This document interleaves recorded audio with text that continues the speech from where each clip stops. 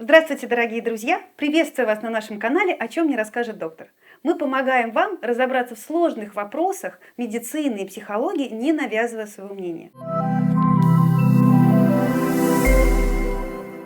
После последнего нашего выпуска «Влияние ковида на психику человека» мы получили массу вопросов о том, как же ковид влияет на соматическое состояние. И более того, мы получили ваши реальные истории вашего состояния в постковидное время. И вы спрашиваете о том, вернется ли обоняние, когда же пройдет эта слабость, смогу ли я дальше нормально соображать и как будут вести себя мои хронические заболевания. Для того, чтобы получить профессиональные ответы на этот вопрос, мы пригласили прекрасного доктора, терапевта-пульмонолога Давыденко Татьяну Олеговну. Так как, Тань, мы с тобой бок о бок работали 10 лет и дружим, поэтому позволь, я тебя буду называть Таня. Да, спасибо, Тань, что пришла, спасибо, что согласилась поговорить на такую, мне кажется, очень важную тему, тему постковида, которая действительно многих волнует и действительно вызывает массу вопросов, на которые люди не могут найти ответа. И когда люди не могут найти ответа, конечно же, это порождает страхи, конечно же, это порождает панику, катастрофические фантазии и так далее. Спасибо большое, что Леночка пригласила меня. Я с удовольствием отвечу на вопросы, которые будут задавать, расскажу о том, что я знаю. С ковидом я работаю с самого начала и с постковидным синдромом, поэтому все свои знания я могу вам рассказать. Мы переболели, мы изменились. Мы изменились навсегда?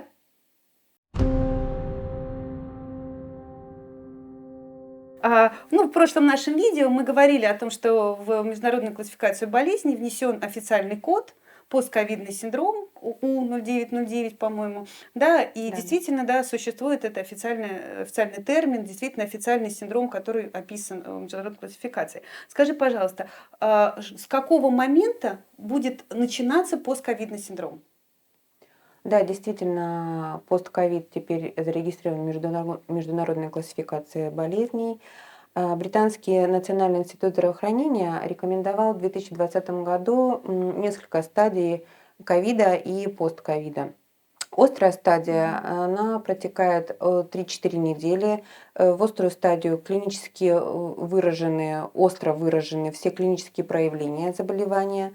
Дальше идет затянувшееся течение, когда клинические проявления менее выражены, но они есть, и вирус еще может существовать. Такая стадия длится от 4 до 12 недель, и после 12 наступает сам постковид, лонг-ковид, когда вируса уже нет в организме, но клинические проявления тоже могут быть менее выражены, но они есть. То есть человек уже не болеет, но он еще и не здоров, не вполне здоров.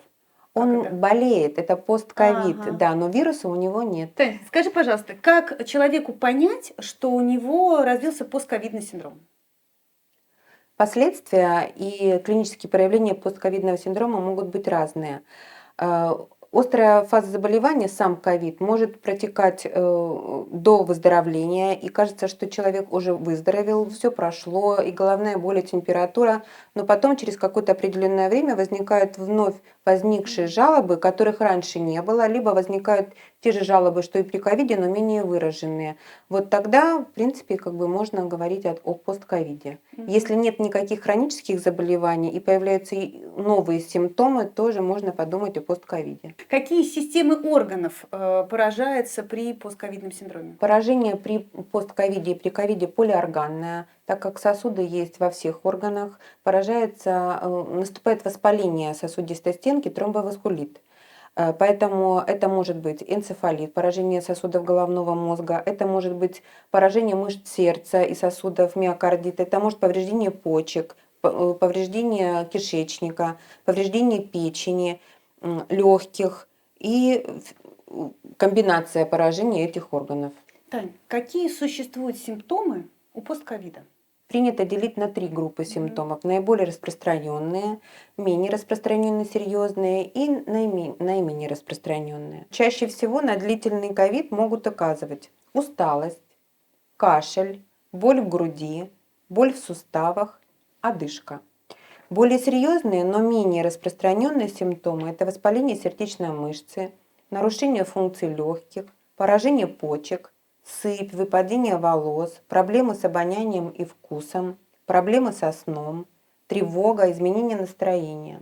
Реже встречаются также признаки трудности с концентрацией внимания, так называемый туман в голове, как пациенты говорят, депрессия, боль в мышцах, головная боль, периодически лихорадка, а также понижение стойкой температуры, учащенное сердцебиение. Если человек обнаружил у себя вот эти перечисленные симптомы и подозревает у себя постковидный синдром, что ему делать?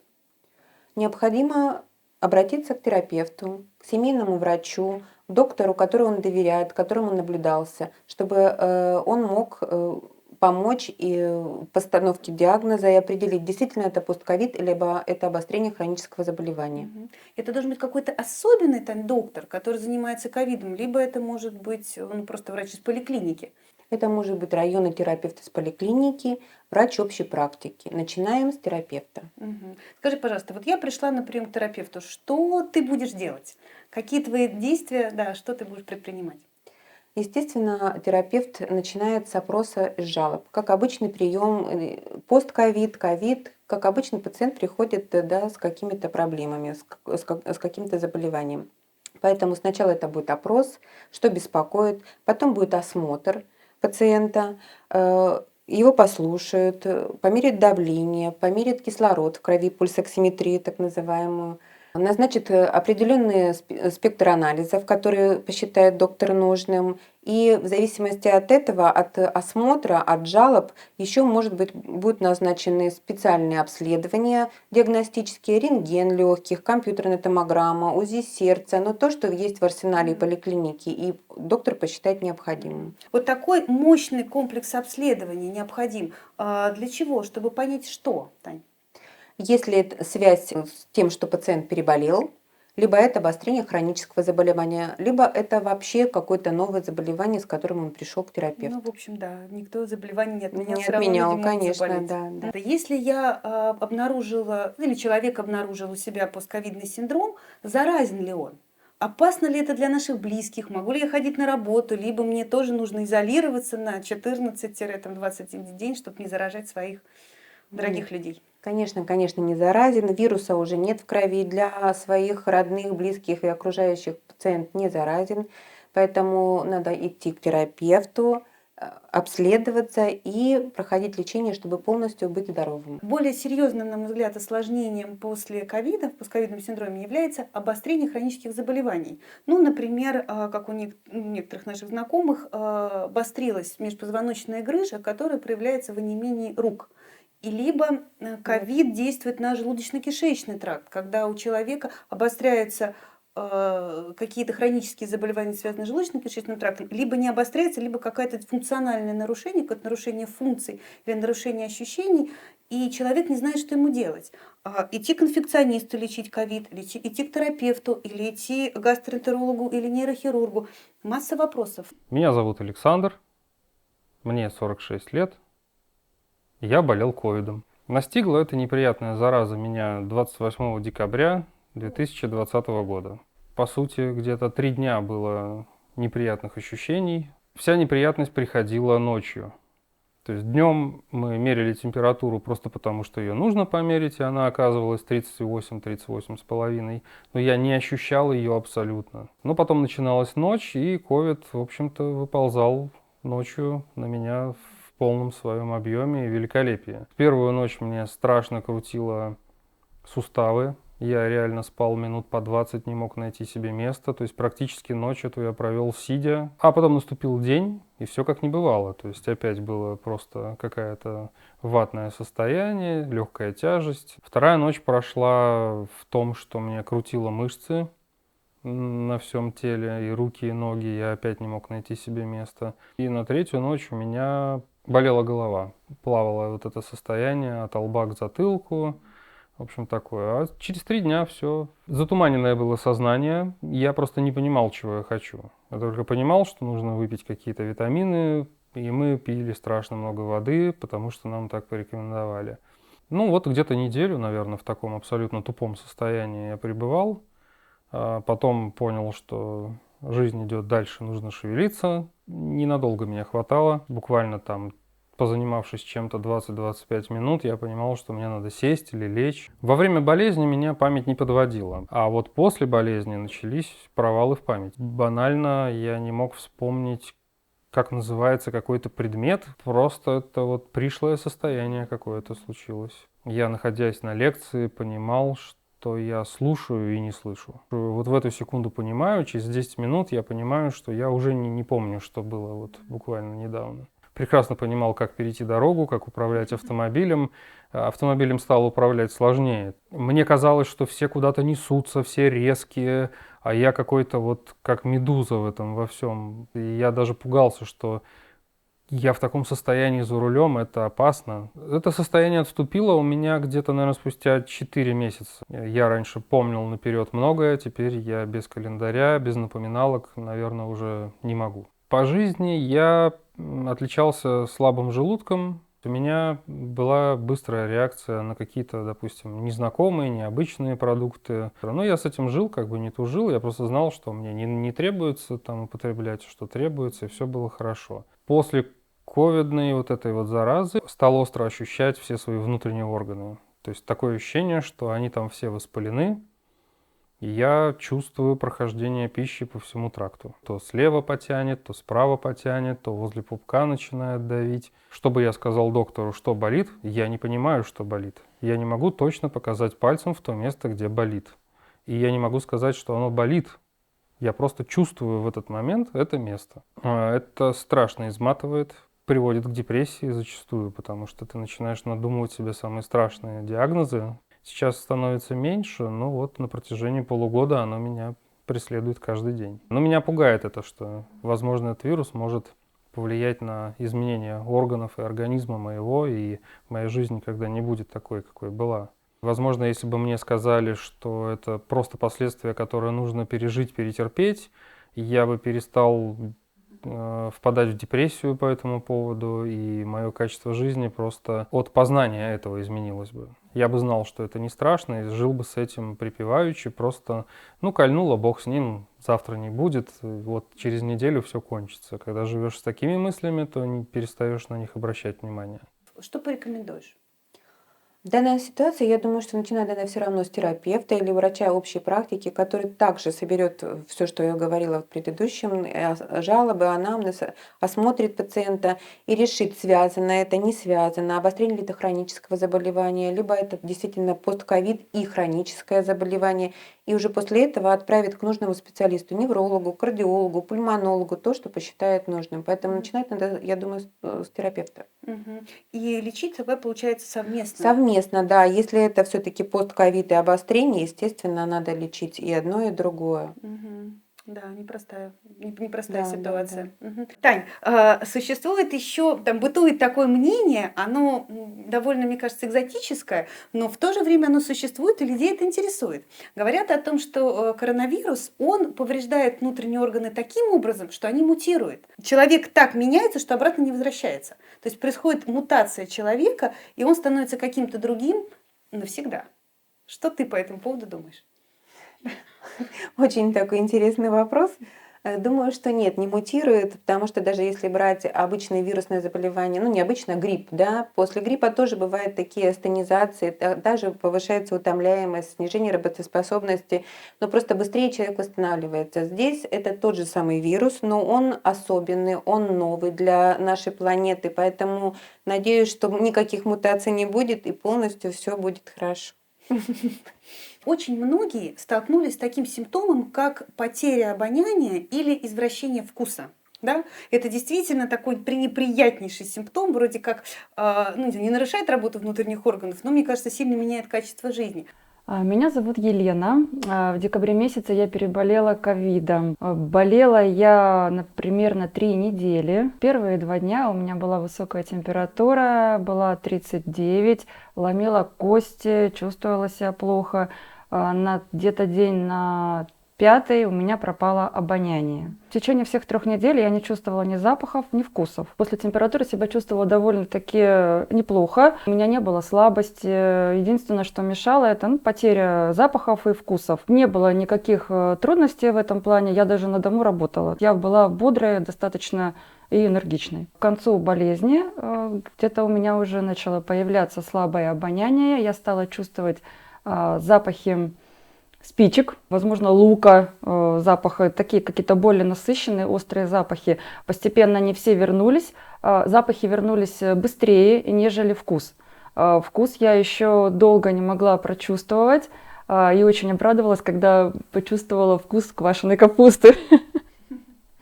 Спустя 1,5, может быть, 2 месяца я начала чувствовать, что у меня стали извращенные запахи появились. На все сладкое, духи, гель для душа, Ленор, я чувствую сладкий вкус и одновременно чувствую запах навоза.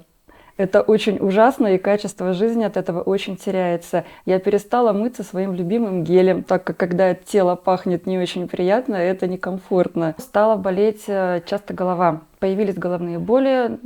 Где-то, наверное, 3-4 раза в неделю я чувствую, что у меня болит голова, болит затылочная часть, тянет в шею.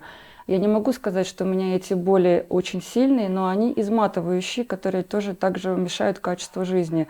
Они изнуряют. И непонятно, когда это все пройдет. Нигде не найти ответа, когда это все закончится и закончится ли это, потому что это реально мешает жизни. Скажи, пожалуйста, вернется ли обоняние и что делать, чтобы помочь этому? Да, один из симптомов в острый даже период при ковиде – это потеря обоняния, либо снижение остроты обоняния. Поэтому у кого-то оно возвращается через неделю, у кого-то возвращается через месяц, у некоторых наступают извращенные ощущения вкусов и запахов, и возвращаются там через полгода, даже так. Для того, чтобы обоняние быстрее вернулась, для того, чтобы человек стал полностью ощущать себя в этом мире снова полноценным, потому что очень много людей воспринимают через такие запахи, через вкусовые ощущения мир. Поэтому надо вдыхать, надо тренировать обоняние, вдыхать ароматические масла 3 раза в день по 20 секунд. Это ароматы лимона, эвкалипта, мяты, любимые ароматы своей парфюмерии, те ароматы, которые ассоциируются с какими-то воспоминаниями в жизни. И я думаю, что все восстановится. Да, мне кажется, это очень важная сфера жизни, обоняния. Да, как да, интересно, да. мы когда путешествовали раньше, у меня ребенок, он различал аэропорты по запахам. Для него был запах, каждый аэропорт пах каким-то определенным ароматом, и по этим запахам он идентифицировал вообще мир, по большому счету. Поэтому, мне кажется, восстановление обоняния, умение восстановления возможности чувствовать то, что нравится, даже, может быть, то, что не нравится, потому что это тоже такая защитная функция организма. Конечно, это очень важно. Тань, в моем опыте наиболее часто встречающиеся жалобы – это астения, усталость и утомляемость. Да, наверное, в твоем тоже. Меня зовут Марина Александровна. Я в декабре 2020 года переболела ковидом. Болела я сравнительно легко.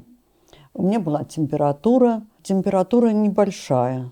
37,5. У меня ломило ноги, сильные головные боли были. Запор был 10-дневный. И еще у меня была потеря запаха. Я не чувствовала только запах кофе и запах туалета. Я лежала в больнице, меня там лечили. После 10-дневного пребывания там у меня появилась большая слабость. Я, в общем, практически ходила по стенке, даже до туалета дойти не могла. Ну, а после выписки у меня головные боли. Обоняние вернулось, наверное, после выписки через неделю. От начала заболевания 3 недели прошло, когда вернулось обоняние. Через 3 недели относительно начала заболевания у меня появилось такое состояние, что я не могла пройти 100 метров, и мне становилось плохо. Вот в течение этих 100 метров 2 раза мне становилось плохо. Я не могла идти дальше. Я должна обязательно была сесть. Было сердцебиение, одышка. И такое состояние, что не могу идти, и все. Я обратилась к врачам. Сделали много там всяких анализов крови.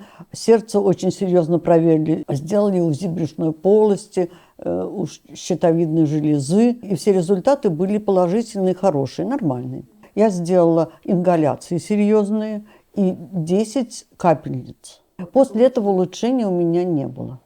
Поэтому врачи, посовещавшись, решили, что постковидная астения наблюдается, с которой мой организм не справляется. И поэтому мне надо поехать в санаторий, чтобы меня там подлечили. После обследования всех поставили диагноз постковидный синдром. Я поехала в санаторий, там очень хорошее лечение было, я много гуляла по свежему воздуху. Когда я приехала после санатория, мне уже не вернулись эти состояния, когда становится плохо. Это прошло, но слабость у меня осталась. А слабость у меня осталась до сих пор. И уже прошло 5 месяцев, слабость у меня не проходит. Кроме слабости у меня головные боли, достаточно частые головные боли. До этой болезни вела очень активный образ жизни. Я занималась физкультурой 2 раза в неделю по 1,5 часа, ходила 4 километра скандинавской ходьбой, плавала в бассейне, 600 метров могла проплыть. А сейчас я стала вообще другим человеком. Я такая слабая, что немножко что-то поделаю, и я уже устала. Для меня это другое качество жизни.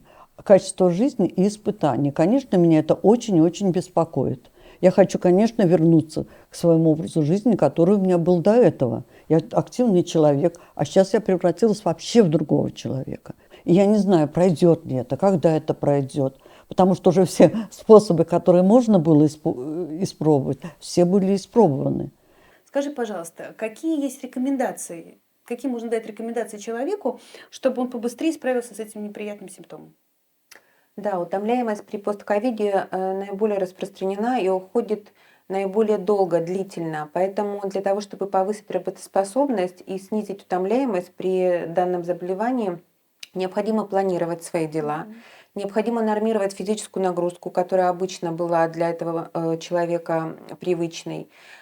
Постепенно сначала начинать с важных дел и разграничивать, что наиболее важно, а что менее важно. Если ты не успел сделать на какое-то менее важное дело, это не страшно и не огорчаться. Это все придет со временем, и утомляемость, она будет уходить, трудоспособность будет возвращаться. Утомляемость и тяжесть утомляемости зависит от остроты основного периода ковида, от возраста, от настоящей физической подготовки человека. Наиболее медленнее она уходит у пожилых людей, поэтому не стоит беспокоиться, если там кто-то из родителей больше жалуется на утомляемость, все это возвратится, придет. Надо больше гулять, надо заниматься физкультурой, лечебной физкультурой, дыхательной гимнастикой, отвлекать себя от мысли о том, что утомляемость она останется. Это все уйдет. Какая приятная новость. Да. О том, что это обратимо, да, о том, что Да, это это действительно обратимо. может измениться, и действительно люди могут вернуться к своему привычному образу жизни, который они вели до болезни. Конечно, Да, да, потому да, что да. это очень важно, и мне кажется, люди Это просто действительно- время, да, потому что это необычное заболевание. После вируса длится месяц, обычно, да, какое-то астеническое состояние. Коронавирус, к сожалению, он немного дольше затягивается, поэтому просто надо время, надо знать, что это уйдет. И терапевт поможет с этим, если необходимость какая-то приема витаминных препаратов, каких-то препаратов, которые улучшают концентрацию памяти, все назначит, если это будет необходимо. То есть есть еще дополнительная такая Да, терапия, лекарственная как лекарственная терапия, да, терапия. да, которая поможет справиться с таким состоянием. Ну, замечательно, это очень оптимистично. Да. Скажи, пожалуйста, а для того, чтобы избежать постковида, как ты относишься к вакцинации? За ты ее или нет? Я за вакцинацию, однозначно. Однозначно за. Однозначно Мгм. за, да. Таня, спасибо тебе большое, что ты пришла к нам в гости поговорить о постковиде. Было очень интересно, и мне кажется, это очень важная и полезная информация и для меня лично, и для наших слушателей.